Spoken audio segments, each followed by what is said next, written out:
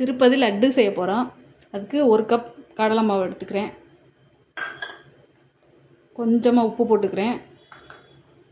கொஞ்சம் சோடா உப்பு போட்டுக்கிறேன். இப்போ தண்ணி ஊற்றி கரைச்சிக்குவோம். தண்ணி கொஞ்சம் கொஞ்சமாக சேர்த்து கரைச்சிக்குவோம். மாவு கரைச்சிக்கிட்டேன். இந்த அளவுக்கு கரைச்சிக்கிட்டேன்.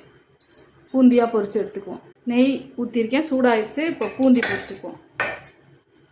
இந்த மாதிரி அரிகரண்டியில் ஊற்றி கொஞ்சம் கொஞ்சமாக ஊற்றி எடுத்துக்குவோம். பூந்தி பொரிச்சுக்கிட்டேன், ஆற வச்சுக்குவோம். பாகு காய்ச்சிக்குவோம். முந்திரி பருப்பை நெய்யில் வறுத்து எடுத்துக்குவோம்.